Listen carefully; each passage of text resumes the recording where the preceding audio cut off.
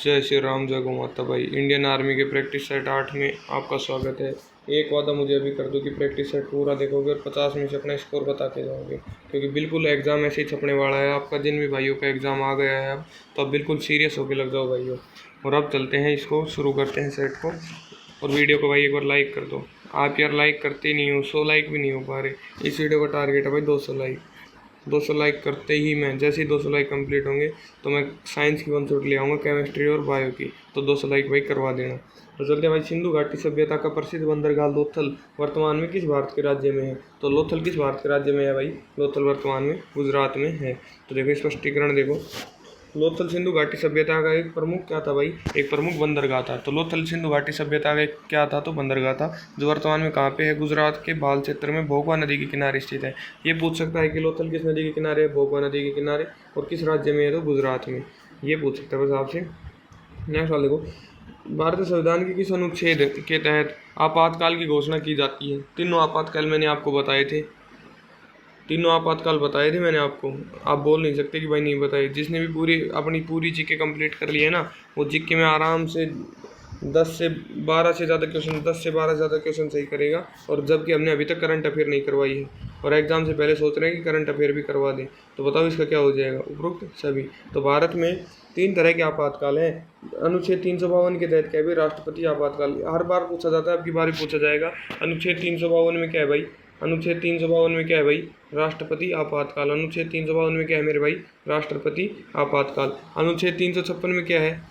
अनुच्छेद 352 में तो है राष्ट्रपति आपातकाल। अनुच्छेद 356 में है राष्ट्रपति शासन। अनुच्छेद 360 में है वित्तीय आपातकाल। तो याद रख लेना, 352 में आपातकाल है। अनुच्छेद 352 में क्या है? राष्ट्रपति आपातकाल। 356 में क्या है? राष्ट्रपति शासन। 360 में क्या है? वित्तीय आपातकाल। तो ये याद रखने की चीज़ें हैं, ये आप याद रखेंगे। नेक्स्ट वाले देखो भाई। तराइन का प्रथम युद्ध 1191 में किसके बीच लड़ा गया था? तो ये भी मैंने आपको करवाया हुआ है। तराइन का प्रथम युद्ध किसके बीच में लड़ा गया था? तो ऑप्शन ए सही हो जाएगा, मोहम्मद गौरी और प्रथम पृथ्वीराज चौहान। तो जीते कौन थे प्रथम युद्ध में? तराइन का प्रथम युद्ध कब हुआ था ये पूछ ले तो 1191 में। जीते कौन थे? तो पृथ्वीराज चौहान जी जीते थे। और तराइन का द्वितीय युद्ध कब हुआ? 1192 में, मोहम्मद गौरी और पृथ्वीराज चौहान के बीच में। और धोखे से क्या है? इस धोखेबाज मोहम्मद गौरी ने पृथ्वीराज चौहान जी को हरा दिया था धोखे से। 1191 में इस युद्ध को क्या है? 2 बार युद्ध हुए। तराइन का एक प्रथम युद्ध हुआ है 1191 में, और द्वितीय युद्ध कब हुआ है? 1192 में। और तो प्रथम युद्ध में तो कौन है भाई? पृथ्वीराज चौहान की विजय हुई थी। और अगले वर्ष क्या है? 1192 में द्वितीय युद्ध में मोहम्मद गौरी धोखे से गद्दार जीत गया था। नेक्स्ट वाले को। सार्क संगठन का मुख्यालय कहाँ स्थित है? तो वेरी इंपॉर्टेंट क्वेश्चन है, पूछे जाते हैं संगठन कहाँ पे कौन सा स्थित है? तो काठमांडू नेपाल में क्या भाई? सार्क का मुख्यालय स्थित है। तो देखो SAARC, South Asian Association for Regional Cooperation. याद रखना, सार्क की फुल फॉर्म भी पूछ लेगा तो south Asian Association for Regional cooperation. समझ गए? कॉरपोरेशन। तो क्या हो जाएगी कि स्थापना कब हुई थी? सार्क की स्थापना तो 1985 में हुई थी। सार्क की स्थापना 1985 में हुई थी। South Asian Association for regional corporation. और सार्क का मुख्यालय कहाँ स्थित है भाई? मुख्यालय नेपाल की राजधानी काठमांडू में स्थित है। चलते हैं भाई, नेक्स्ट सवाल देखते हैं। भारत में स्थानीय स्वशासन का जनक किसे कहा जाता है? स्थानीय स्वशासन का जनक किसे कहा जाता है? तो लॉर्ड रिपन को कहा जाता है। लॉर्ड रिपन को कहा जाता है। तो देखो, लॉर्ड रिपन ने 1882 में स्थानीय स्वशासन का प्रस्ताव रखा था, जिसने भारत में ग्राम पंचायतों और नगर पालिकाओं की नींव रखी। तो वेरी इंपॉर्टेंट हो जाता है, स्थानीय स्वशासन की नींव लॉर्ड रिपन ने रखी 1882 में। लॉर्ड रिपन स्थानीय स्वशासन, जैसे पंचायत हो गई और ये नगर पालिका हो गई, इनकी नींव रखी थी। तो किसने रखी थी? लॉर्ड रिपन ने 1882 में लिखी थी। प्रसिद्ध चिल्का झील भारत के किस राज्य में स्थित है? खुद करो पहले, ये कर लिया? ओडिशा हो जाएगा। प्रसिद्ध चिल्का झील कहाँ पे स्थित है? ओडिशा में स्थित है। और मेरे भाई वर्दी लेनी है ना, तो ये प्रैक्टिस सेट पूरा देखना। ये नहीं है कि बीच में भग गए। अब इसमें से आप में से कई भाई होंगे जो अब यहाँ पे भगने की सोचेंगे कि भाई नहीं यार मेरे से तो नहीं होगा, लेकिन जो यहाँ पे टिक गया ना, उसका स्कोर 100% एग्जाम में बढ़ने वाला है। 100%, एक भी नंबर नहीं कट होगा। तो अपनी मेहनत पे विश्वास रखो और अब की बार सिलेक्शन लेके जाओ।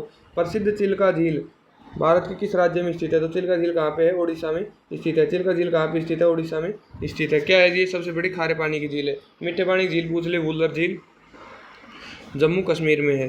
तो चिल्का झील भारत की सबसे बड़ी और दुनिया की दूसरी सबसे बड़ी खारे पानी की तटीय झील है। नेक्स्ट सवाल देखते हैं, भरतनाट्यम।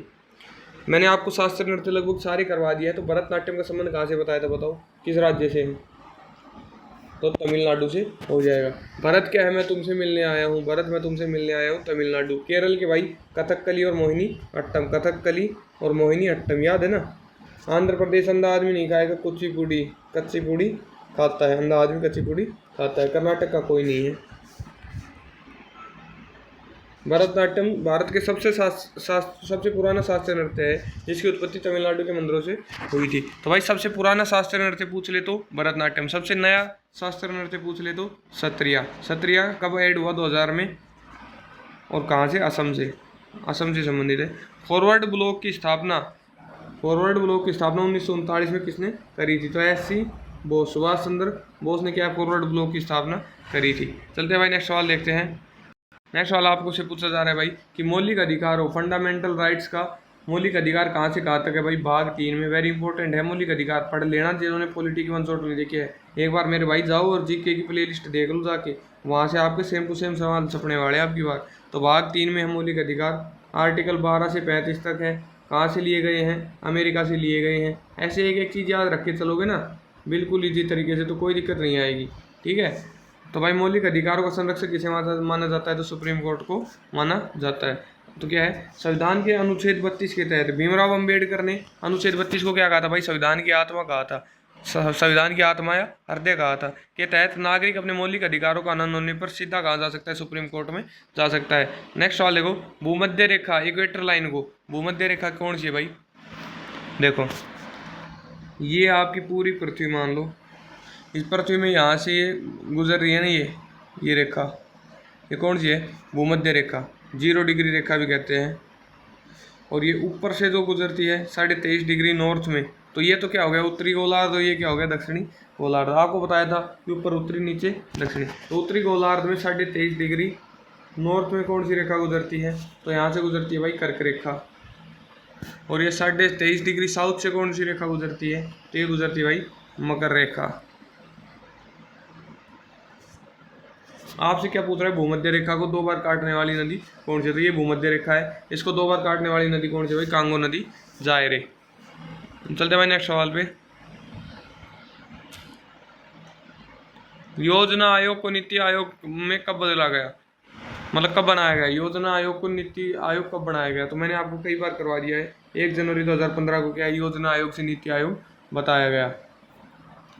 और कब भाई? इसका अध्यक्ष कौन होता है नीति आयोग का? तो भारत का जो वर्तमान प्रधानमंत्री है वही अध्यक्ष होते हैं इनके। तो वर्तमान में कौन है? नरेंद्र मोदी। नरेंद्र मोदी जी क्या है इसके अध्यक्ष हैं। नेक्स्ट सवाल देखो, पंगोंग तसो झील कहाँ पे स्थित है? तो पंगोंग तसो झील कहाँ पे स्थित है भाई? लद्दाख में स्थित है। ऑप्शन नंबर 20 हो जाएगा, लद्दाख में स्थित है। चलते भाई नेक्स्ट सवाल देखते हैं कि अर्थशास्त्र के लेखक चाणक्य का दूसरा नाम क्या है? तो चाणक्य का दूसरा नाम क्या है भाई? विष्णुगुप्त।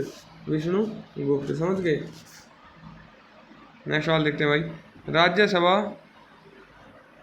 राज्यसभा का पदेन सभापति कौन होता है? तो भारत का जो उपराष्ट्रपति होता है, उपराष्ट्रपति क्या है? राज्यसभा का पदेन सभापति होता है। तो भारत का उपराष्ट्रपति ही राज्यसभा का क्या है? पदेन सभापति होता है, भले ही राज्यसभा का सदस्य नहीं होता। चलते भाई नेक्स्ट सवाल देखते हैं। गदर पार्टी वाला सवाल भाई कई बार आता है। गदर पार्टी की स्थापना वर्ष 1913 में अमेरिका के सैन फ्रांसिस्को में किसने की थी? तो किसने की थी? लाला हरदयाल ने। गदर पार्टी की स्थापना कब हुई थी ये पूछ ले तो 1913 में अमेरिका के सैन फ्रांसिस्को में लाला हरदयाल ने करी थी। तो लाला हरदयाल और सोहन सिंह बखना ने मिलकर भारत को ब्रिटिश शासन से मुक्त कराने के लिए अमेरिका में क्या है? गदर पार्टी की स्थापना करी थी। नाम याद रखना, लाला हरदयाल और एक नाम और है Sohan Singh बखना।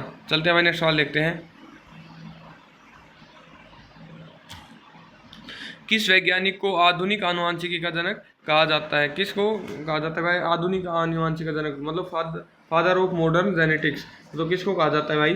Gregor John Mendel को। ग्रेगर जॉन मेंडल को कहा जाता है। तो मेंडल ने क्या है भाई? मटर के पौधों पर प्रयोग करके आनुवांशिकी के बुनियादी नियम दिए थे। एम्पियर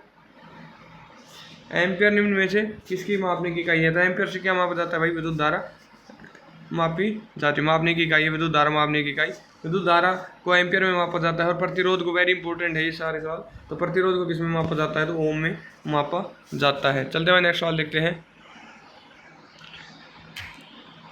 नेक्स्ट वाला भाई, निम्न में से कौन सी धातु कमरे के ताप पर तरल अवस्था में होती है? तो कमरे के ताप पर तरल अवस्था में कौन सी धातु होती है? तो मरकरी यानी कि पारा।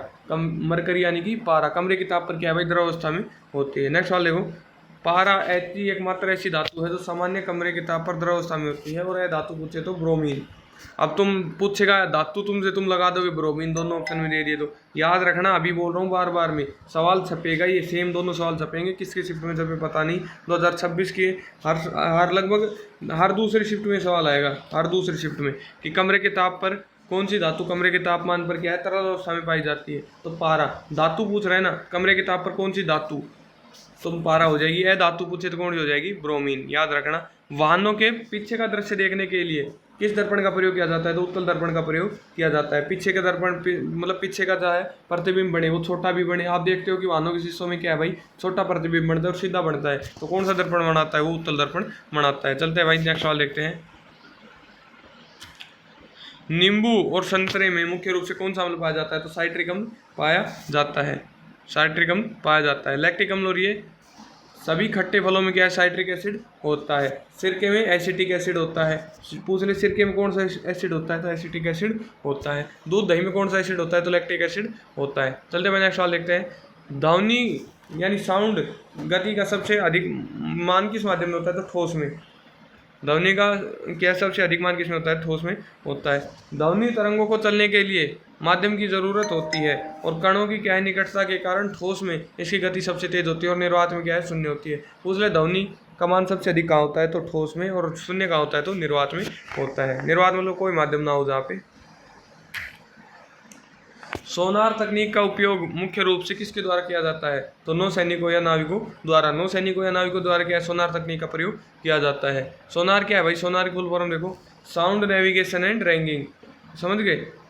तो क्या है? पराश्रव्य तरंगों का उपयोग करके समुद्र के अंदर छिपी हुई वस्तुओं का पता लगाया जाता है। ठीक है, पराश्रव्य तरंगों का प्रयोग करके समुद्र के अंदर जो चीज़ें गिर जाती हैं, कैसे भी मतलब चली जाती हैं, उनका पता लगाया जाता है सोनार विधि से। Sound navigation and ragging. समझ गए?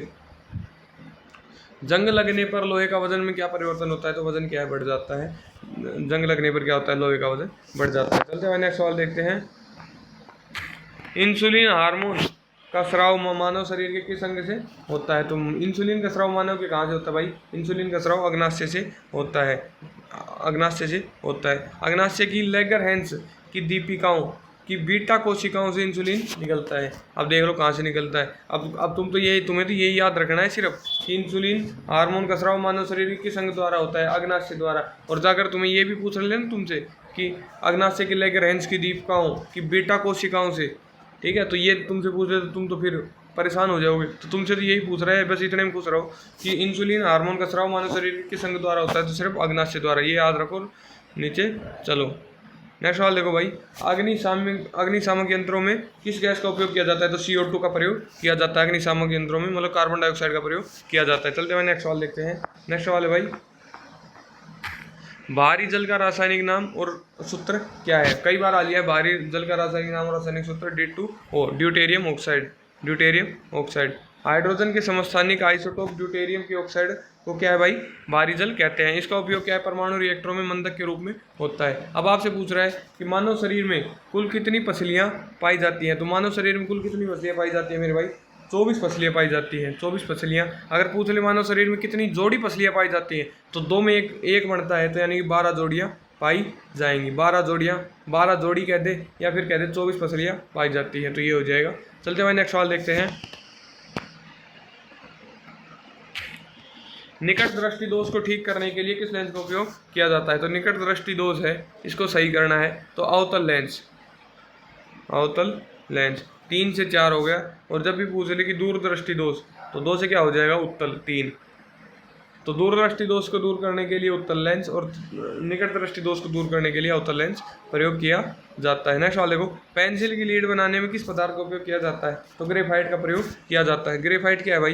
ग्रेफाइट कार्बन का एक अपर रूप है जो बहुत नरम और चिकना होता है, और विद्युत का क्या होता है? ये सुचालक होता है। चलते हैं भाई लास्ट सवाल देखते हैं। बेरी बेरी रोग किस विटामिन की कमी के कारण होता है? विटामिन B1 की कमी के कारण क्या है? बेरी बेरी रोग होता है। याद रखना, विटामिन B1 की कमी के कारण क्या होता है? बेरी बेरी रोग होता है। विटामिन B1 का क्या अन्य नाम क्या है भाई? थायमिन होता है। विटामिन A की कमी से रतौंधी रोग और विटामिन डी क्या है भाई, अपनी हड्डियों को मजबूत करने के लिए, मतलब हड्डियों कमज़ोर कब हो जाएंगी जब विटामिन डी की कमी होगी। के शायद रक्त का थक्का जमाने के लिए होता है।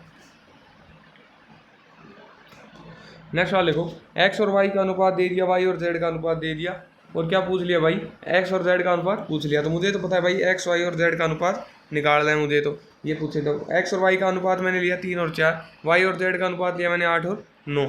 तो यहाँ से लिखूंगा 8 के बगल में 8 आ गया, इस 8 के बगल में ये 8 आ गया, इस 4 के बगल में ये 4 आ जाएगा। तो 8 दिया 24, 9 8 चौके 32 और 9 चौके 36। अब अनुपात किसका पूछ रहा है, एक्स और जेड का, तो ये एक्स है और ये जेड है, यानी कि 24 और 36 का अनुपात पूछ रहा है, 24 और 36 का अनुपात पूछ रहा है। तो कितना आ जाएगा भाई, ये 2 और 3, क्योंकि 12 दूनी 24 और 12 दिया 36, ऐसे काट सकते हैं। तो फिर से समझो, जिन भाइयों को समझ में नहीं आया है, एक्स और वाई का अनुपात अपने को दे रखा है और वाई और जेड का दे रखा है, और एक्स जेड जब भी ऐसे पूछे तो एक्स वाई जेड का अनुपात आप निकाल सकते हो। तो एक्स और वाई का मान आपने रखा 3 और 4, वाई और जेड का अनुपात रखा आपने 8 और 9। तो 8 के बगल में क्या आ गया 8, और 4 के बगल में क्या आ गया 4। तो 8 दिया 24, 8 चौके 32 और 9 चौके 36। अब आपसे कुछ भी पूछ ले, एक्स और वाई का पूछ ले तो 24 और 32 हो जाएगा, वाई और जेड का पूछ ले तो 32 और 36 हो जाएगा, एक्स और जेड का पूछ रहा है तो 24 और 36, ये 24 और ये 36। तो इनका अनुपात निकालेंगे, 12 दूनी 24, 12 दिया 36 सही हो जाएगा। चलते हुए नेक्स्ट सवाल देखते हैं।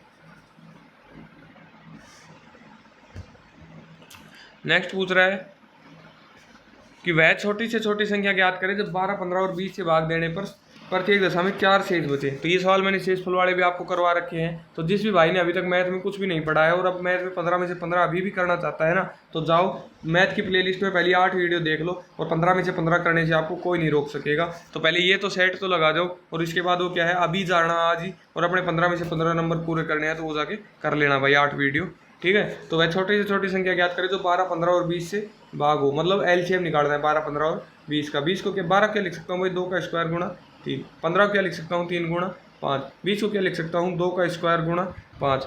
तो क्या हो जाएगा भाई, एलसीएम निकालना है तो 2 का स्क्वायर गुणा 3 गुणा 5, 2 का स्क्वायर गुणा 3 गुणा 5, यानी कि 4 गुणा 3, 12, 5 60। तो 60 क्या आ गया, एलसीएम आ गया। अब वो क्या बोल रहा है भाई, भाग करने पर प्रत्येक दशा में 4 शेषफल बचे, लेकिन 12 को 60 से डिवाइड करूंगा तो पूरा हो गया, 15 को 60 से डिवाइड करूंगा तो पूरा हो गया, अब 20 से भाग करूंगा तो पूरा गया। तो अब मैं इसको 64 4 बढ़ा देता हूँ, इसमें 64 कर देता हूँ। तो अब 12 पंजू 60, अब भी 4 बच गया, 15 चौके 60, अब भी 4 बच गया, 20 दिया 60, अब भी 4 बच गया। और वो क्या कह रहा है, प्रत्येक दशा में 4 शेषफल बचे। तो हमें क्या करना रहता है ऐसे सवालों में, सीधा एलसीएम निकालो और शेषफल जो दे रखा है वो जोड़ दो, तो अपना क्या आ जाएगा आंसर 64 आ जाएगा। चलते हैं नेक्स्ट सवाल देखते हैं। एक आयताकार मैदान का क्षेत्रफल दे रखा है इतना है, और लंबाई दे रखी है इतनी है, तो परिमाप ज्ञात करो। तो भाई मुझे तो सिर्फ क्षेत्रफल पता है, पहले क्षेत्रफल देखो, क्षेत्रफल दे रखा है, तो क्षेत्रफल बराबर 300 दे रखा है, लेकिन क्षेत्रफल बराबर क्या होता है, लंबाई गुणा चौड़ाई। चौड़ाई ठीक है, चौड़ाई सी को C7 चौड़ाई मान ली। तो अब क्या है, ये भाग में आ जाएगा, नीचे 20 तो कट जाएगा, तो कितने बार आ जाएगा, चौड़ाई कितनी आ गई भाई 15 आ गई, चौड़ाई कितनी आ गई 15 आ गई। अब आपसे परिमाप पूछ रहा है, अब इतना सवाल तो आप खुद भी कर सकते हो, पहले खुद ट्राई करो इसको। तो 300 क्या दे रखा है, क्षेत्रफल दे रखा है, क्षेत्रफल बराबर क्या होता है, लंबाई गुणा चौड़ाई, यानी कि 200 गुणा बी।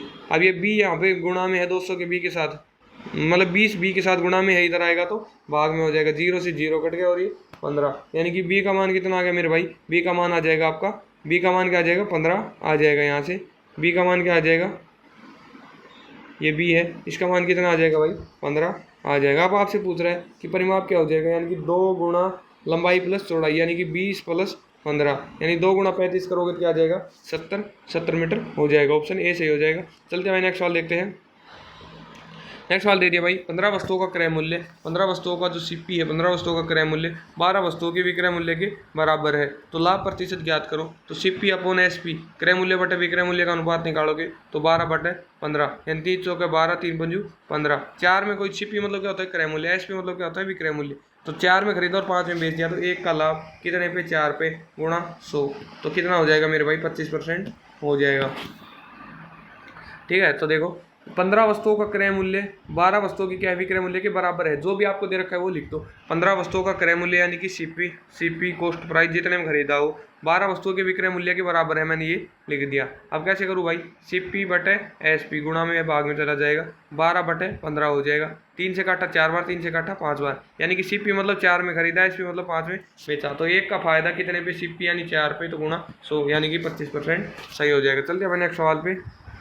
ये आ गया भाई मेरे टाइम एंड वर्क का सवाल आ गया। अब आपको थोड़ा सा इसमें दिमाग ज़्यादा लगाना पड़ेगा, थोड़ा सा, बिल्कुल ज़्यादा नहीं, जो करवा रखा है वही सवाल है। ए प्लस बी, यानी ए और बी दोनों मिलकर किसी काम को 6 दिन में करते हैं, ए अकेला उसी काम को 10 दिनों में करता है, ठीक है। तो बी अकेला कितने दिनों में करेगा ये पूछ रहा है। तो हमें सबसे पहले तो मुझे पता है टाइम एंड वर्क वाले में मैं एलसीएम निकालूंगा, तो 30 आ गया। तो 6 पंजे 30 और 10 से भाग किया तो 3, यानी कि ए एक दिन में 3 काम करता है और ए और बी मिलके एक दिन में 5 काम करते हैं। तो ए एक दिन में 3 काम करेगा और टोटल 5 काम करते हैं, तो बी एक दिन में कितना काम करेगा, 2 काम करेगा। समझ गए कि ए एक दिन में 3 काम करता है, 3 लिख दिया, और दोनों मिलके 5 करते हैं, यानी बी एक दिन में 2 काम करता है। तो बी अकेला पूछ रहा है कितने दिनों में करेगा, तो टोटल काम 30 है, बी एक दिन में 2 काम करता है, तो यानी 15 दिन का उसे समय लगेगा। कैसे भाई, नहीं समझ में आया, फिर से आराम से समझो।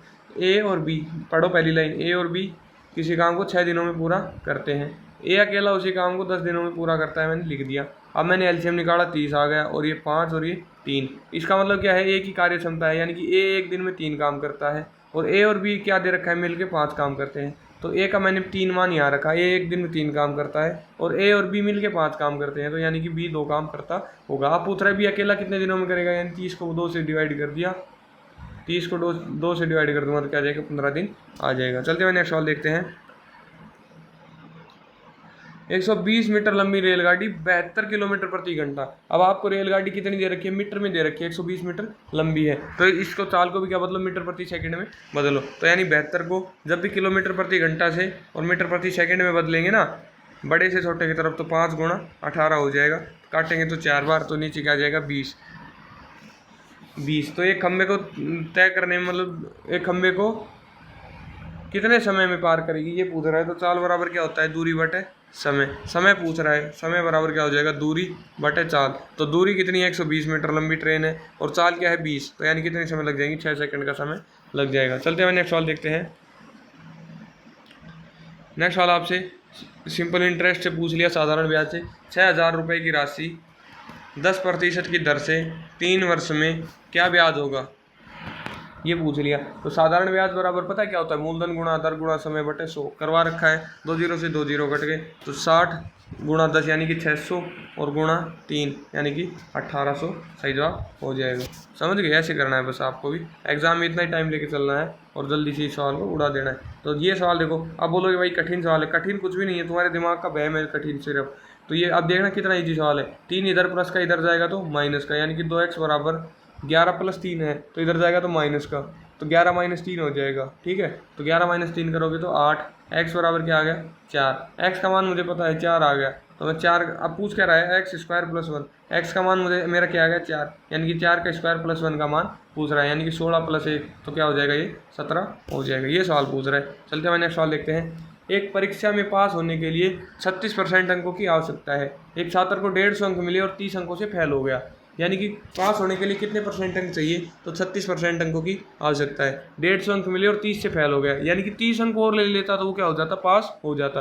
150 अंक मिले और 30 अंकों से फेल हो गया, यानी कि 30 अंक और दे दो इसको, तो ये क्या हो जाएगा भाई, पास हो जाएगा। और वो परसेंट में क्या करे, 36% की आवश्यकता है पास होने के लिए, तो 36% का मान क्या आ गया 180। अब पूछ रहा है अधिकतम अंक कितने होंगे टोटल अंक, तो यानी 100% की वैल्यू पूछना चाहता है, तो 1% बराबर क्या हो जाएगा 180 बटे 36, और 100 की वैल्यू वो पूछना चाहता है, तो कितनी बार कट जाएगा 36 पंजे 180, तो कितना आ जाएगा भाई, ये 500 आंसर आ जाएगा। तो अधिकतम मार्क्स कितने हो जाएंगे, 500 हो जाएंगे। समझ गए, 36% अंकों की क्या है, पास होने के लिए आवश्यकता है। 150 अंक मिले और 30 से क्या हो गया, फेल हो गया, यानी कि 30 अंक और मिल जाते तो वो क्या है, फेल नहीं होता और पास हो जाता, यानी पास होने के लिए 36% का मान निकल जाएगा 180, तो 1% बराबर क्या आ गया 5, अधिकतम अंक पूछ रहे हैं, यानी 100% की वैल्यू कितनी आ जाएगी, 500 आ जाएगी। अब देखो नेक्स्ट वाला आपसे पूछ रहा है भाई, एक बेलन का आधार 7 सेंटीमीटर है, ऊंचाई क्या है 10 सेंटीमीटर है, तो आपसे पूछ लिया कि क्या हो जाएगा, आयतन क्या हो जाएगा। तो बेलन का आयतन क्या होता है भाई, पाई आर स्क्वायर एच, बेलन का आयतन क्या होता है, pi R square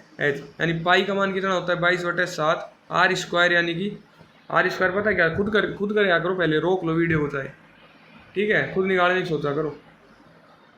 are square H यानी कि आधार त्रिज्या क्या दे रखी है, आर स्क्वायर यानी कि 7 गुणा 7, और ऊंचाई क्या हो जाएगी 10, तो 7 से तो मैंने 7 काट दिया, और 22 7 154, 154 को 10 से गुणा करूंगा तो क्या आ जाएगा 1540। अब दिमाग में रखना सिर्फ, अब अगर आपको आयतन का फॉर्मूला पढ़ा था, बेलन के आयतन का फॉर्मूला आपको याद है, तो इसमें कुछ नहीं है, बेलन के आयतन का फॉर्मूला होता है pi R square H, pi R square H, pi R square H. Pi का मान क्या है पता है क्या होता है 22/7, और मतलब त्रिज्या क्या हो जाएगी, आर का मान आपको दे रखा है सवाल में, त्रिज्या 7 है, आर का स्क्वायर यानी कि 7 गुणा 7, 8 से गुणा करना है, 10 से गुणा करना है, 7 से 7 कट गया, 22 7 154, 154 गुणा 10 करना है तो क्या हो जाएगा मेरे भाई लाडले भाई 1540 हो जाएगा। समझ गए? चलते हैं भाई नेक्स्ट सवाल देखते हैं।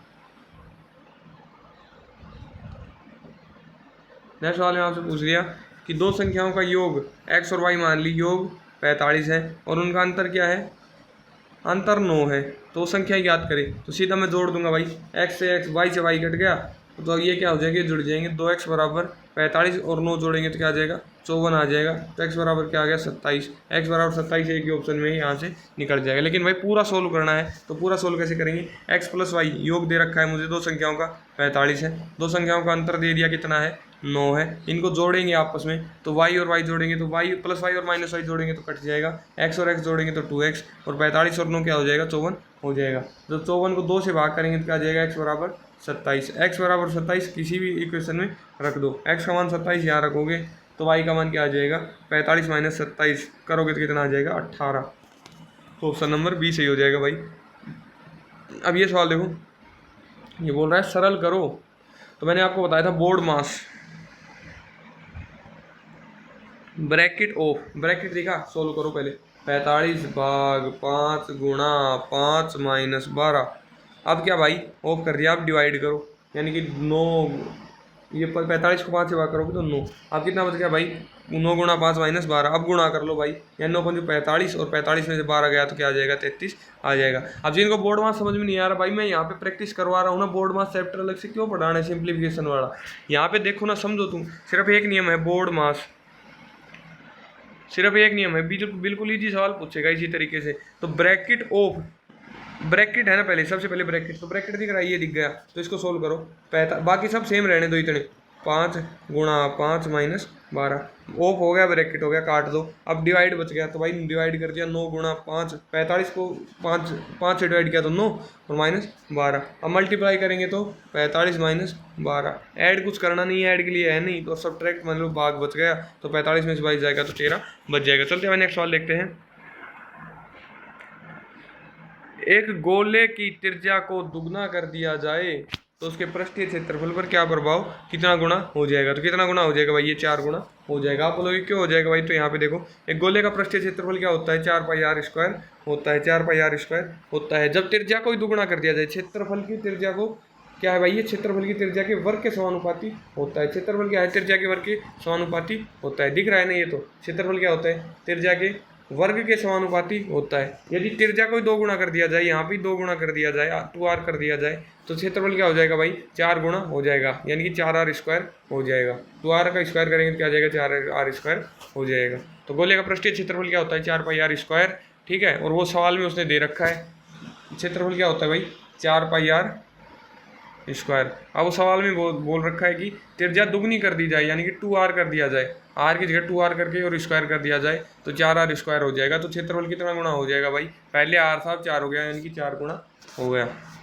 समझ गए, ये सवाल है बस।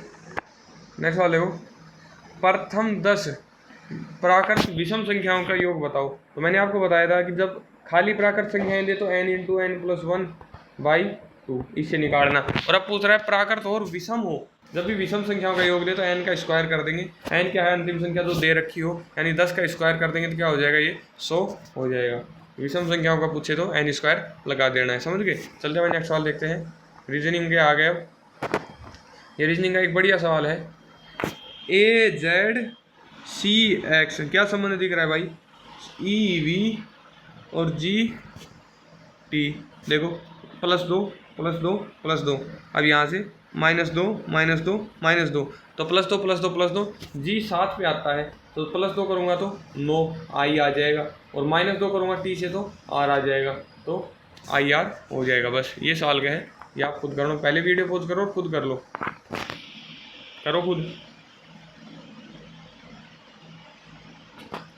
आप ध्यान से देखोगे तो इसको पहले से भी याद है ना, उसको तो लिखने की ज़रूरत भी नहीं है। अब मैंने देखा तो मुझे सीधा दिख गया इसमें कि क्या लॉजिक लग रहा है, लेकिन आपको नहीं दिखा तो भाई आप थोड़ा इससे प्रैक्टिस करो, आपको भी दिखने लग जाएगा। O15 S19, O15 पे S19 पे और E5 पे। अब देखो 7 21 17 और 20। अब ये बिना लिखे जिसको दिख गया समझ में आ गया यार 18 पे टी 20 पे, वो 15 पे, क्यों 17 पे, एस 19 पे, यू 21 पे, ई 5 पे, जी 7 पे, तो उसको तो देखना ही नहीं है अब ये। तो ये +2 +2 +2 +2। अब जो भी आपको दे रखा है बिस्कुट दे रखा है, बिस्कुट, इसमें क्या करेंगे भाई +2 +2 +2 कर देंगे। तो ये 2 पे आएगा, 4 पे आ जाएगा डी, ये 9 पे आएगा, 11 पे आ जाएगा के, 19 पे आएगा, 21 पे आ जाएगा यू, सी 3 पे आएगा, 5 पे आ जाएगा ई, यू 21 पे आएगा, 23 पे आ जाएगा क्या डब्लू, और आई 9 पे आएगा, के आ जाएगा 11 पे, टी 20 पे आएगा, और वी क्या आ जाएगा 22 पे। तो डी के वी ई के ई डब्ल्यू के वी, तो कहाँ पे है डी के वी ई डब्ल्यू के वी, तो ऑप्शन नंबर बी सही हो जाएगा इसका, ऑप्शन नंबर बी सही जवाब हो जाएगा। चलते भाई नेक्स्ट सवाल देखते हैं। एक महिला की ओर इशारा करते हुए व्यक्ति ने कहा, जैसे आप इशारा कर रहे हो या आप हो, और एक महिला की ओर इशारा कर रहे हो, ये कोई महिला है, महिला से कोई दुश्मनी नहीं है, ऐसे ही बन गया बस ये, ठीक है। तो ये आप क्या कह रहे हो भाई आप कह रहे हो व्यक्ति ने कहा कि वह मेरे एकलौते बेटे, महिला कौन है, मेरे एकलौते बेटे मतलब आपका बेटा के दादा, आपके बेटे का दादा मतलब आपके पिता की पत्नी है, पिता की पत्नी है मतलब क्या हो जाएगा आपकी माँ हो जाएगी, माँ हो जाएगी। अब फिर से समझो भाई कि एक महिला की ओर इशारा करते हुए एक व्यक्ति ने कहा, क्या है भाई ये महिला कौन है, आप जैसे इसमें क्या करना है ऐसे सवालों में, उस व्यक्ति की जगह खुद को मान लो। जैसे आप किसी महिला की ओर इशारा कर रहे हो और आप कह रहे हो जैसे वह मेरे एकलौते बेटे, मतलब आपका कोई बेटा हो गया भविष्य में, मान लो अभी तो शादी नहीं हुई है, हो जाएगा, तो एक बेटे है आपका बेटा, आपके बेटे के दादा कौन हो जाएंगे, तो आपके पिताजी, बेटे के दादा आपके पिताजी की पत्नी कौन है, पत्नी कौन है आपकी माँ है, उस महिला का उस व्यक्ति से क्या संबंध है, तो इस व्यक्ति की क्या है भाई ये माँ है, माँ हो गया ना, समझ में आ गया होगा। जिनको नहीं समझ में आया वो एक बार देख लेना भाई। तो विषम को चुनिए, क्या हो जाएगा विषम चुनना, इसमें क्या हो जाएगा, तो पित्तल हो जाना चाहिए विषम, क्योंकि पित्तल क्या है एक मिश्र धातु से बना है, तांबा दस्ता लोहा शुद्ध धातु है, जबकि पित्तल क्या एक मिश्र धातु है जो तांबे और दस्ते से मिलकर बना है। ये भी पूछ देता है पित्तल किससे बना है, तो तांबे और दस्ते से मिलकर बनती है पित्तल। नेक्स्ट सवाल देखते हैं भाई, लास्ट सवाल है ये, और आज का कोड है 97। यहाँ तक जो कोड बता के जाएगा मैं समझ जाऊँगा इसने पूरा प्रैक्टिस सेट किया है। कोड है 97, कमेंट में बताना, और कैसा लगा ये भी ज़रूर, और इस सवाल का आंसर भाई आप कमेंट बॉक्स में ज़रूर बता के जाना, मैं आपके कमेंट का इंतज़ार करूँगा। देखते हैं कौन भाई इसका सही जवाब बताएगा।